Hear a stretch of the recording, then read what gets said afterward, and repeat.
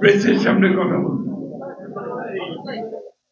কারণ হচ্ছে কোন প্রেস আমার কথাগুলোকে কিভাবে নেবে, তারপর সেটা কিভাবে তারা ছাপবে, অথবা সোশ্যাল মিডিয়ায় সেটাকে কিভাবে প্রেজেন্ট করবে, এটা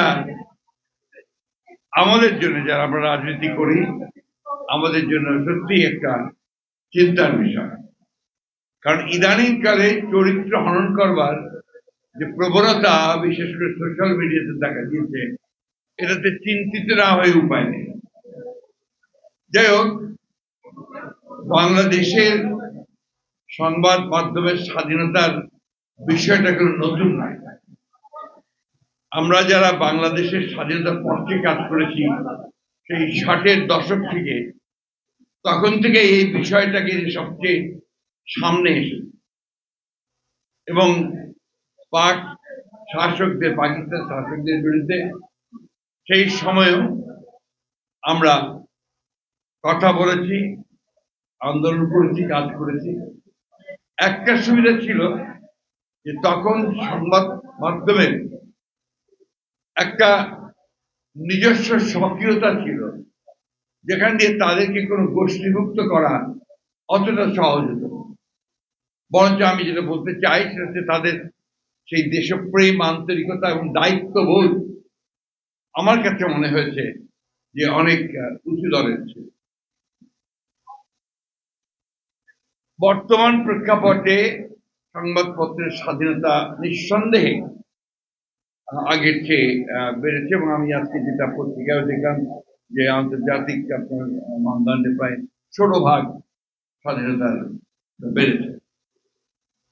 সমস্যাটা দেখা দেয় তখনই যখন দেখি আমরা যে কোন সংবাদ মাধ্যম গোষ্ঠী, বলবো আজকাল, কারণ এখন তো গোষ্ঠী হয়ে গেছে, তারা আরেকটা গোষ্ঠীকে আক্রমণ করে এবং বিভিন্ন ভাবে আক্রমণ করে।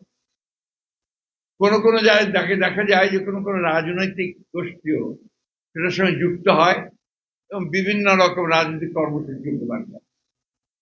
আমি জানি না যে একটা গণতান্ত্রিক সমাজে, একটা মুক্ত সমাজে এটা কতটুকু গণতন্ত্রকে শক্তিশালী করতে সাহায্য করে। আমরা তো পুরনো মানুষ, আমরা গণতন্ত্র বলতে বুঝি যে সকল মানুষের কথা বলার স্বাধীনতা, তার ভোট দেওয়ার স্বাধীনতা, সে নিজে একটা চিন্তায় বিশ্বাস করে সেটার স্বাধীনতা, একই সঙ্গে অন্যের যে চিন্তা করার স্বাধীনতা সেটাকেও সে সমানভাবে মর্যাদা দেয় এবং সহনশীল থাকে। আমরা বুঝি যে সংবাদপত্রের স্বাধীনতা, সংবাদপত্র যা বলতে চাইবে, মাধ্যম যা বলতে চাইবে সেটাকে গ্রহণ করা, বা পছন্দ না হলে সেটা সম্পর্কে কথা বলা, সব ঠিক আছে, কিন্তু সেই সংবাদ প্রতিষ্ঠানকে ঘুরিয়ে দেওয়া, তার প্রতি আপনার মব জাস্টিস প্রয়োগ করার চেষ্টা করা, এগুলোকে অবশ্য আমরা আমাদের সেই পুরনো মানুষেরা আমরা গণতন্ত্র হিসেবে দেখতে পারি না।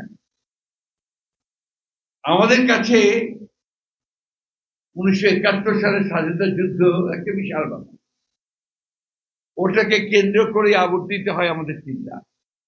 এই জন্যে যে আমরা সেটার জন্য লড়াই করেছি, যুদ্ধ করেছি, প্রাণ দিয়েছি, দীর্ঘ 9টা মাস আপনার অবিশ্বাস্য রকমের কষ্ট মধ্যে দিয়ে পার করি। তাই সেই জায়গাটাতে আমরা কিন্তু কোনো আপোষ করতে চাই। এটাকে অনেকে পছন্দ করতে পারেন, নাও করতে পারেন, তাতে কিন্তু আমি ব্যক্তিগত এবং আমরা অনেক কিছু মনে করি।